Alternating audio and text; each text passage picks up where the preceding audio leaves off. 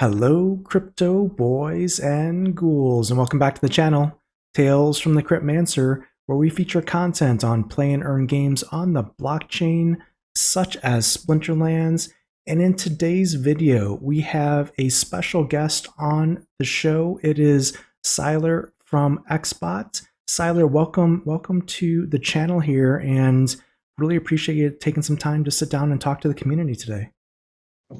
Yeah, thank you. So, yeah, I'm Sylar. I'm the developer of Xbot, and thanks for having me on. Awesome.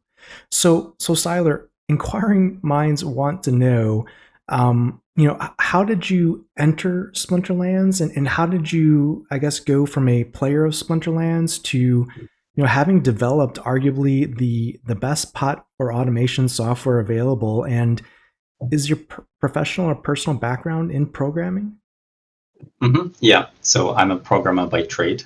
I guess not anymore. I was employed full-time until around a month ago. And so since then, I've been doing Xbot kind of mainly.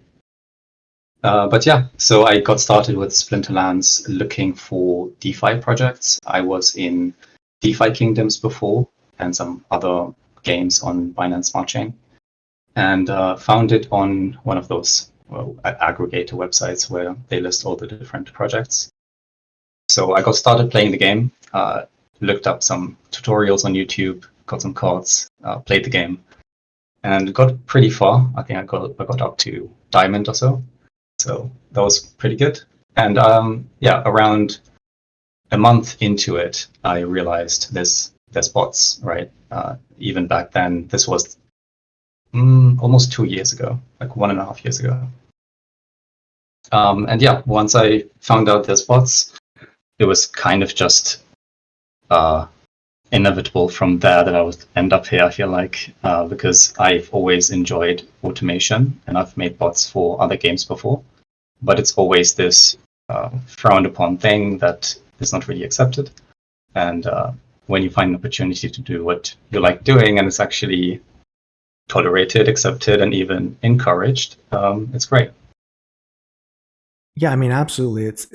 Certainly, from an app or a solution perspective, I will say that Xbot is a fantastic, written or developed product. Like, so I use the solution as well, and I can say that the lineups that it produces, compared to other solutions out there in the market is very, very competitive, which is great. And I want to talk a little bit about some of the things outside of the main solution that you have, which is automation for ranked battles through the Xbot and the Xbot Lite token. But also, more recently, you've introduced some new features and functionalities kind of to the Xbot portfolio. And one of the items I've spoken to After Sound and Darkest Night in the past about was kind of like a sandbox game mode for players. And while not exactly a sandbox mode, your recent development of practice bots does allow for essentially unlimited battling without penalty, with a player's existing cards, which is quite an amazing feature or function in today's game to be able to have. And I'm just kind of curious, how did that value-added feature come about? And are there more ideas that you'd like to bring to the community in the near future? Yeah, so I got the idea for practice bots by looking through the Discord. I'm on the Splinterlands Discord quite a bit and reading people's ideas and discussions. And someone suggested a casual mode, so they can continue playing after they're done with their ranked battles for the day, or maybe to warm up. And yeah, I thought I could leverage what I've built already. The team finder is like the core technology that I've built, and I can use that here as well. Nice. Yeah, I mean, it's definitely a feature, and I recently did a video on my channel about it that I think is very helpful, to players that want to practice and want to play the game, and they may not have necessarily the energy available, but might have the time available. And I think that is something that's a nice feature to have. And speaking of new features, I mean, have you started looking at the metadata that will be available for LAN 1.5? And have you maybe begun any type of coding to help automate or analyze that data for larger landholders, for example, tract or region holders? Is that something that's on your radar at all? I haven't looked into it, but I'm planning to. So I would support automation for land if it's available and if there's demand for it. I haven't really looked into the details of how it will be implemented, what kind of things will be automated. I guess I'll get to it when there's more details out. Sure. Yeah, I'll be interested to see. I mean, I know with the recent rollouts of the practice bots and the battle helpers, those seem to have come out pretty quickly. So it seems like that you'll be pretty I would say able to adjust to things as needed. So that's good to see. And maybe on a similar note, have you looked at all at the possible development of tools that would help with the upcoming staked SPS for ranked battles change? For example, like if there was a tool to find like diamonds in the rough, players that have high win percentages that maybe don't have a large amount of SPS delegated or staked on them. Is that something that might be coming from an Xbot perspective or anything like that? It's possible. We're already tracking a lot of users, even people who don't automate for the analysis board. So we have a lot of data on users that could be used. Yeah, so it's has potential. I think I would probably also wait for that feature to be fleshed out more from Splinterlands, where it's actually the SPS is tied to your earnings. Once that's out, I would consider it more seriously. Okay, and I know the Xbot for those that have the token, you have kind of like a dashboard with some reporting features there. Out of curiosity, because I'm a player that likes data and to understand the data side of things. Are there any plans to look at, for example, card data to be able to share kind of like for a given league level, the cards that are used the most by the Xbot team selection, or the cards that have the highest win percentages in certain league levels? Is that something that you've considered as well for the community? Yeah, I've actually published something like that before. It's been a while since I've updated it because it's a bit of a pain to put together. But I called it the card research report, and it was in Excel format, in a spreadsheet format. Okay. So there is something there if you look through the Discord. Okay. And is that something that you would, update like on a quarterly basis or anything like that? Or is that kind of just, you've done it once and that's it? Or no, I will update it. It's I'm just a bit lazy. Yeah, no With worries. some things. That's excellent, because I wasn't aware of that, and I'll definitely leave a link to the Xbot Discord here in the video description so everyone has access to that. But I think that data would be very interesting to see. I know for myself, as an example, one of the things that I'm looking to do with LAN 1.5 coming out is probably look at which cards I can move off my playing account to land workers, and I think having a report like that would be a nice data point to see if I have like a card like, I don't know, let's just say Rusty Android, which I know you wouldn't use a lot, if ever, for an Xbot selection. But if it has like a low win percentage and a low usage, that would be a great candidate to move to land. And I obviously picked an easy example, but there may not be as easy examples for everyone in their collection. So I think that would be excellent data to have for the community. For sure. There's something similar already. So on the analysis board, it's a breakdown of your personal account. So this is not for all users. But over there, I've had a look a few times on my accounts, and I was able to make some adjustments to my rental strategy. So you could see on the analysis board a breakdown of each card, the number of battles, the win rate. So anything that I'm renting out that is fairly expensive, if it doesn't get used too much, or if it has a low win rate, I will remove it from my rental.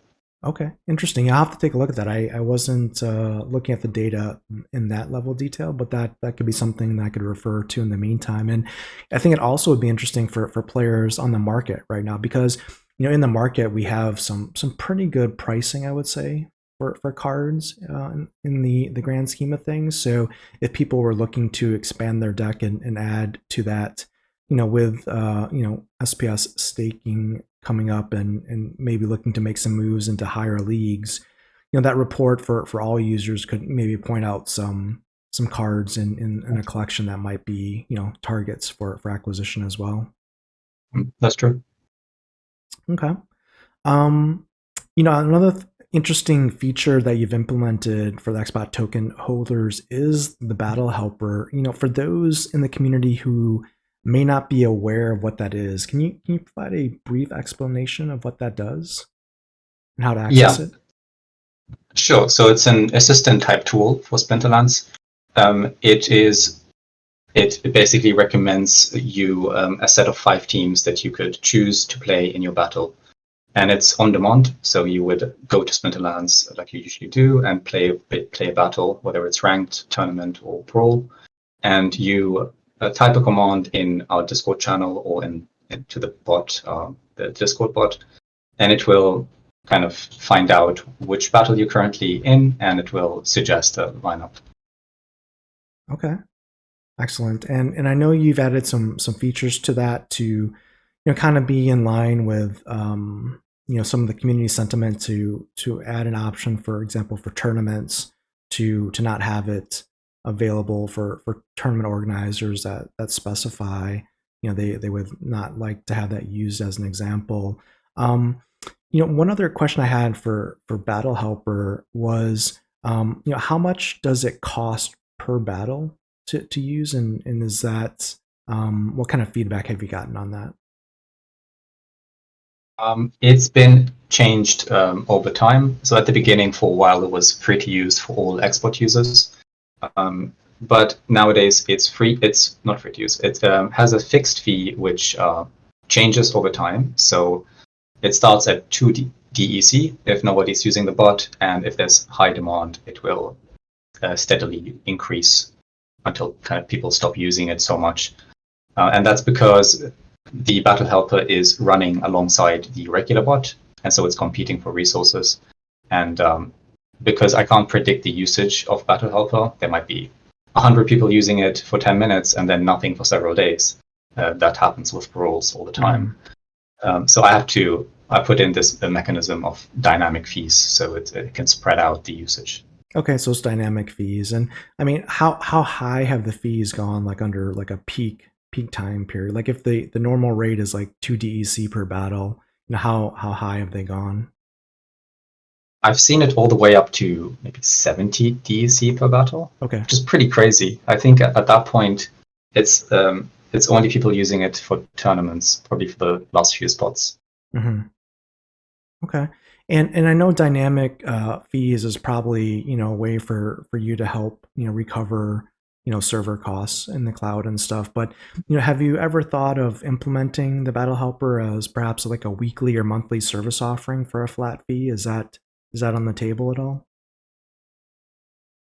It's not really on the table now. Okay. I've already kind of put together that payment system, and as long as it's working, I don't really see a reason to change it. Okay, gotcha. And the only reason I ask is I know there's other applications and services out there that don't do the exact same thing, but also do kind of like data and lineup stuff that is kind of a monthly fee. So that's why I was just curious. Okay.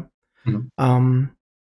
And I guess an interesting topic that's probably relevant to the community and timely as well is like what are your thoughts on DAO Proposal 28, which was the recently passed proposal of implementing botting safeguards in the modern League of Ranked battles?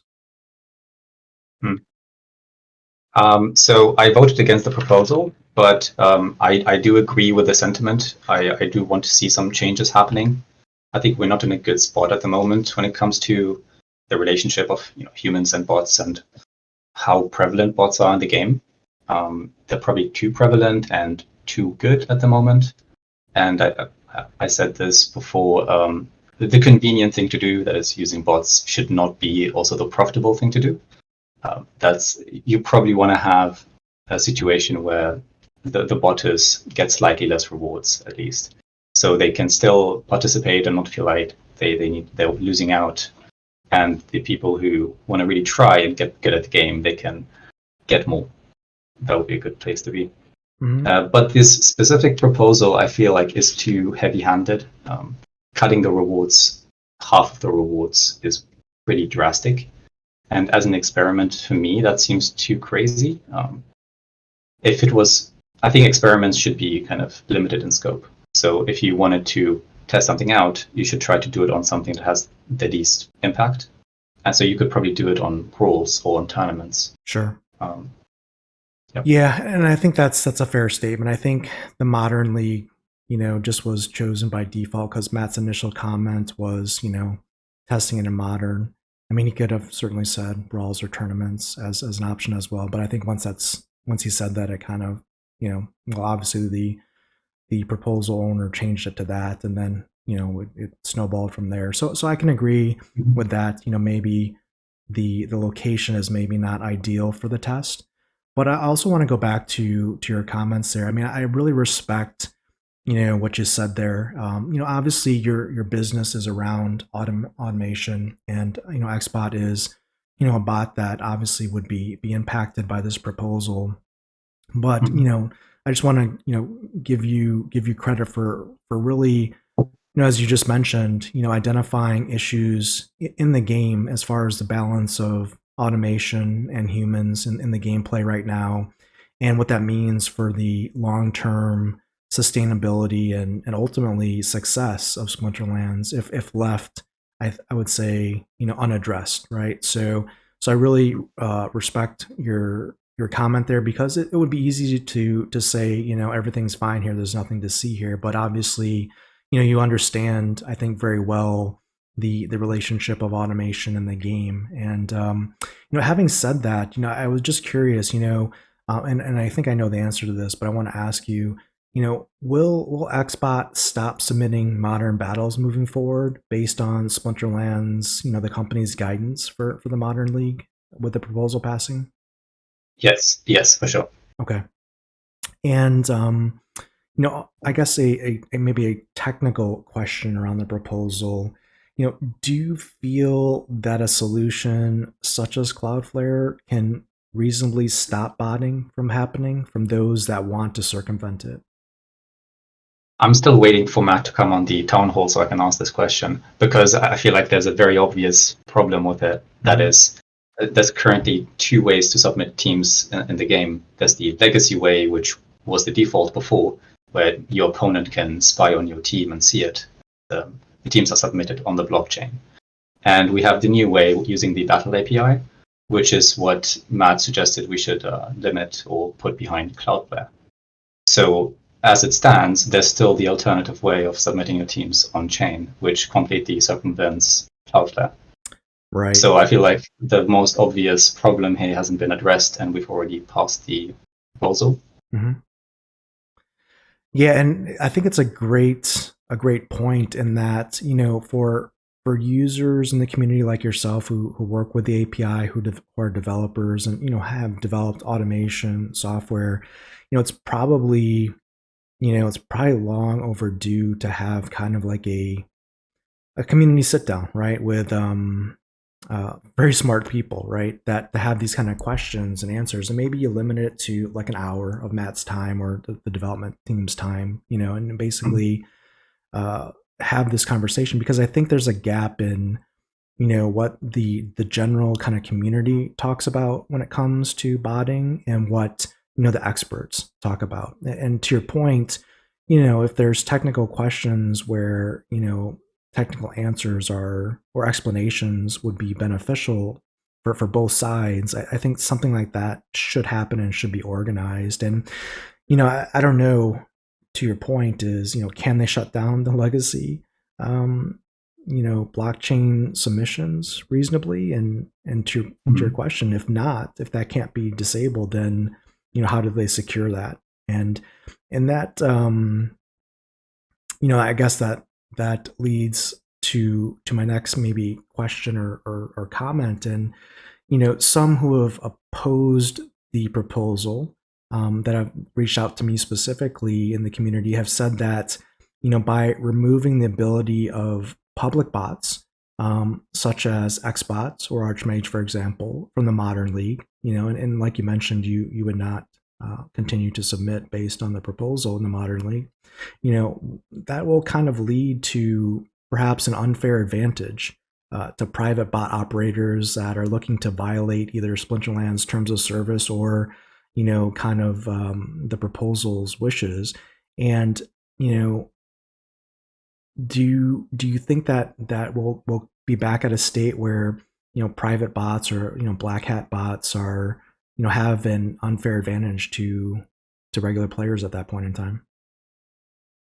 Probably for some time. I think at the beginning, once we implement the changes, probably there will be some rogue kind of shady bots running around. Mm. But I think once it's put in stone in the terms of service, and once there's some, I mean, I think there must be some consequences to being caught botting, because otherwise you will get caught and you will just do it again, right, the next day Sure. if there's nothing in place.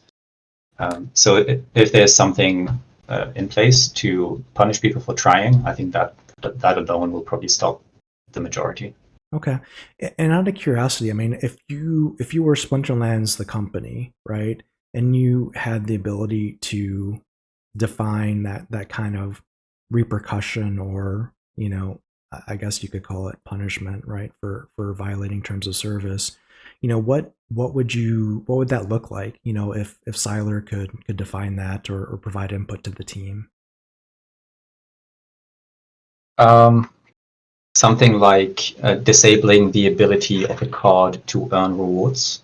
So kind of like turning it into a starter card for some period of time. Okay.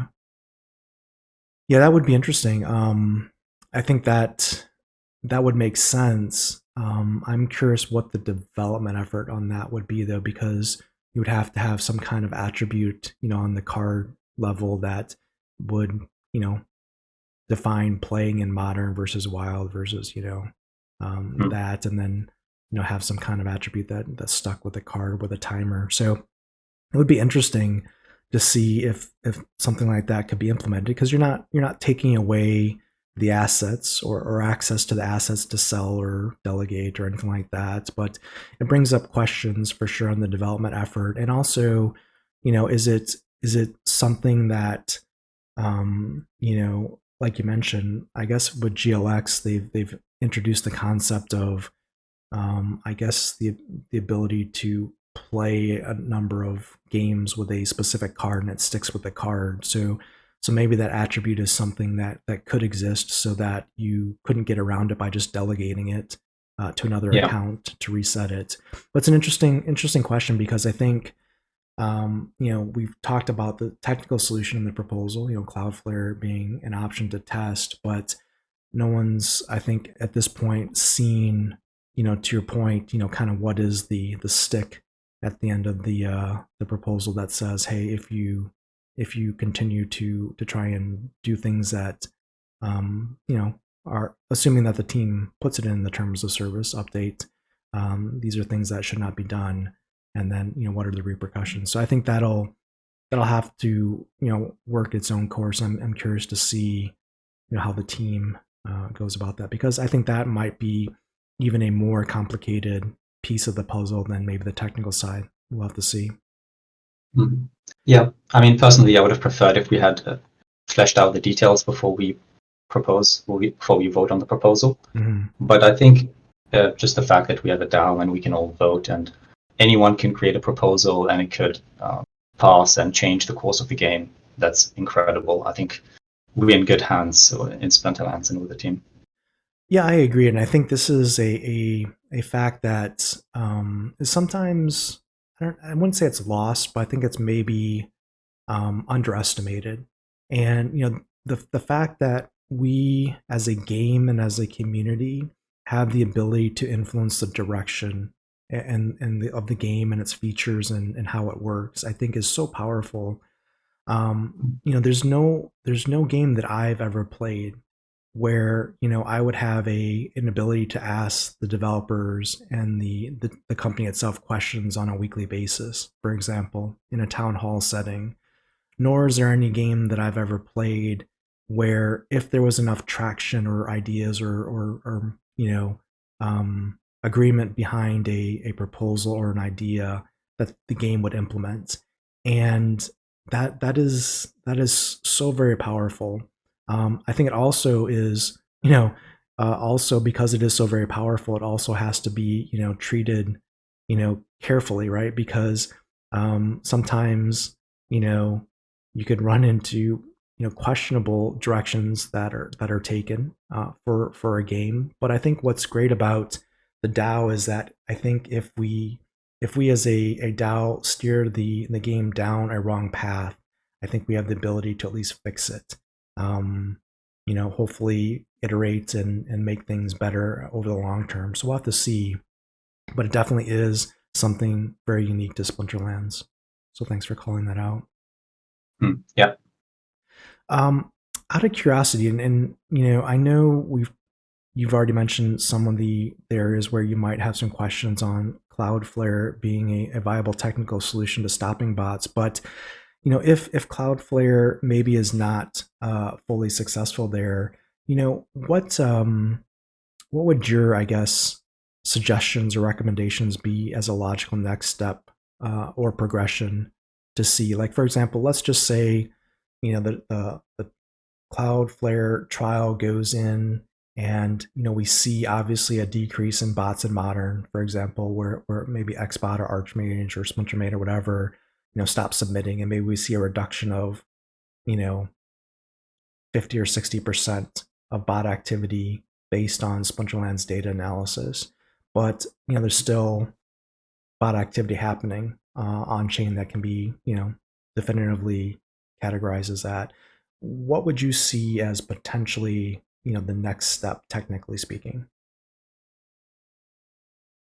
I'm not sure there's too many practical solutions, like besides the obvious ones like capture. But about the Cloudflare solution, if they turned off the legacy way of submitting teams, that would actually work as a solution. Assuming that Cloudflare's technology works to detect bots. So I think that's a good intermediate thing to do until the game is in a better state in terms of the complexity and the gameplay.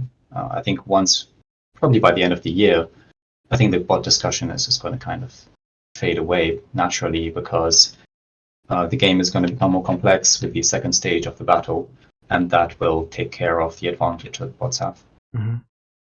Excellent. And I guess I'm not as familiar with the legacy way of submitting battles to the blockchain directly. What would, in your opinion, would be the impact if that was completely disabled or turned off on the game? Would that break anything, to your knowledge?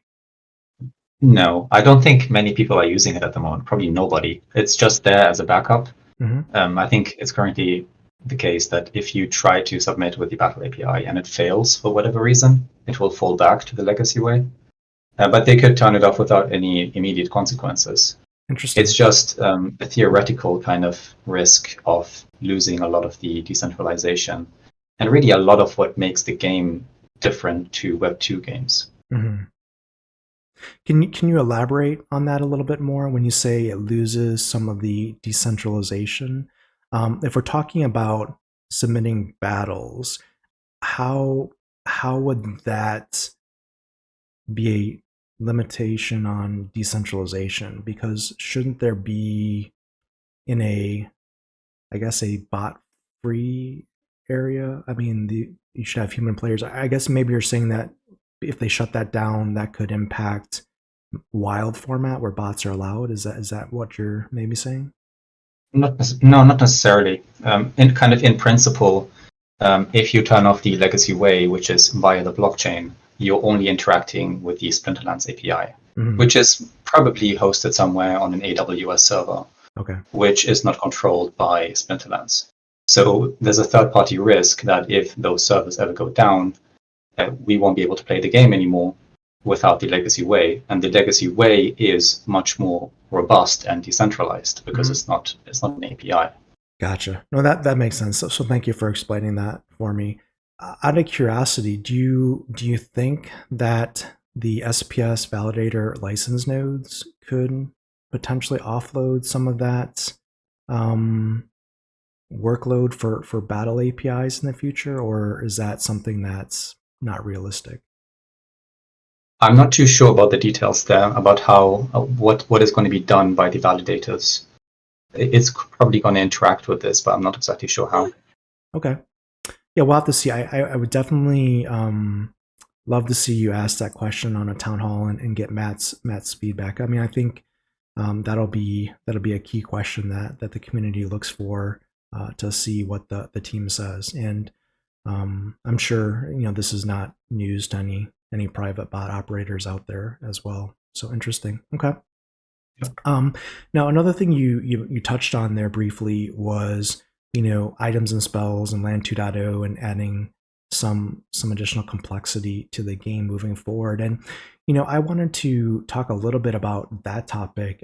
Specifically, it would seem that adding dynamic complexity to the gameplay, kind of, in other words, game mechanics that require human deduction skills or introduce spontaneous complexity, would be a way to perhaps confuse bots that see the game as simply a static lineup with like win percentages. If you were a Splinterlands developer, outside of items and spells as an adjustment, how would you go about changing or modifying the game or introducing these kind of game mechanics? Have you thought about that at all? A little bit, yeah. There's a bit of a problem with that. So I'm giving away a little bit here, but I think I've said this before. But a lot of the modern bots, which is pretty much Xbot and Archmage, we have internal simulations or simulators. So we have a complete representation of the game internally. So no matter what complexity you add, as long as we can keep up and update our simulator to match the real game, we can pretty much solve any game, any modifications that you make to the game. Mm-hmm. I haven't thought about anything that I wouldn't be able to solve with my bot. Interesting.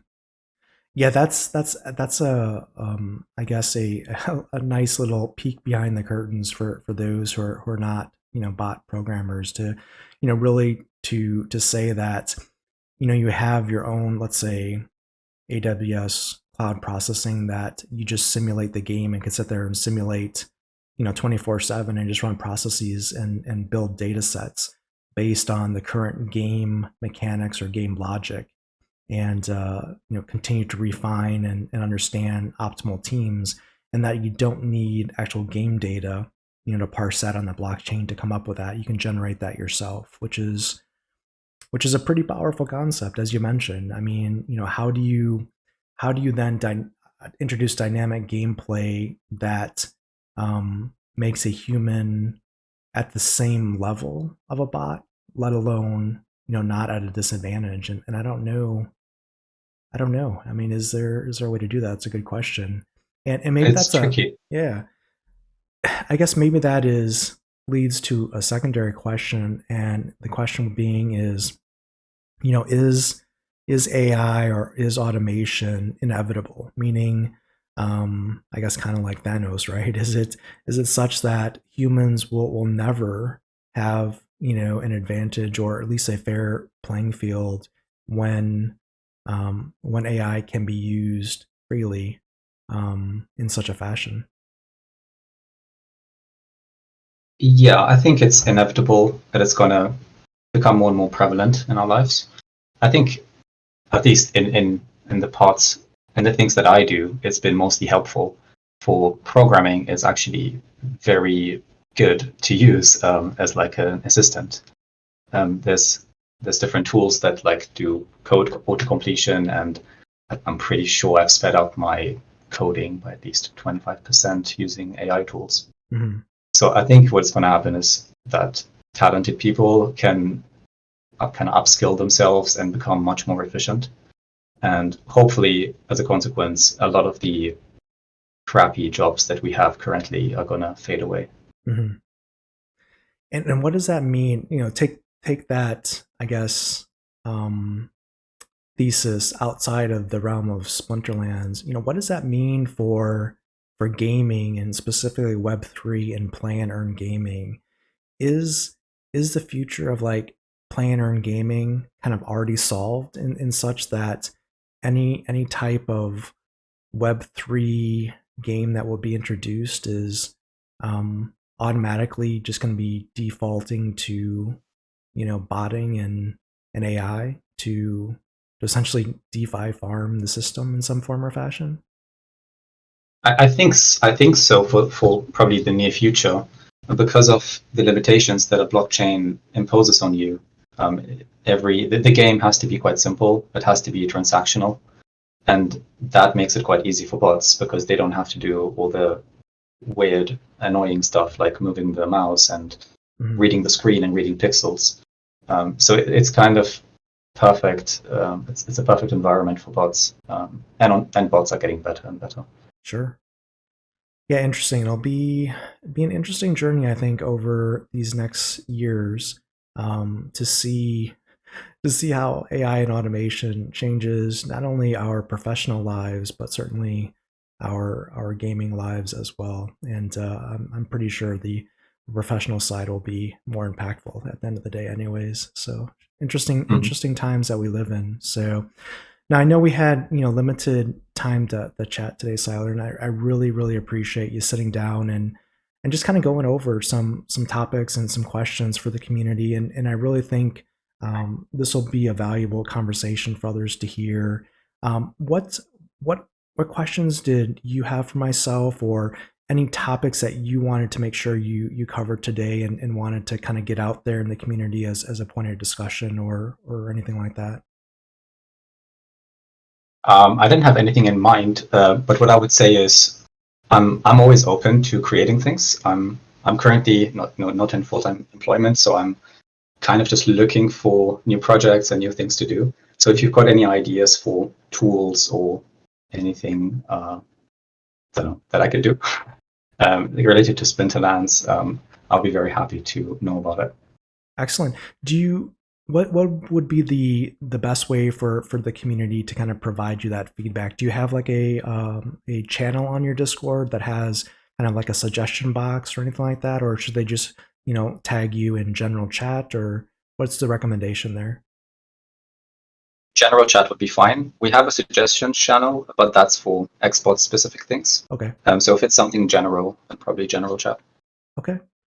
Great. Well, you heard it there, everyone. If you have ideas for applications or functionality that you would like to see developed for the Splinterlands ecosystem, or maybe for upcoming GLG or anything like that, definitely join the Xbot Discord. Reach out to Sylar in general chats, and yeah, that's excellent. I think this is one of the other great parts of the Splinterlands community is we have so many smart people out there doing development in support of the Splinterlands ecosystem and developing solutions, certainly like Xbot and others. So yeah, I mean it's a great community, and it's just so many smart people. So thank you, Sylar, for being a part of that community, for being obviously a a respected member of the community, and I think going about the work that you're doing in the right way. So thank you for that, and thank you for coming on the channel and discussing these topics, which can be certainly controversial. So I appreciate it. Yeah, my pleasure. Thank you very much. Yep.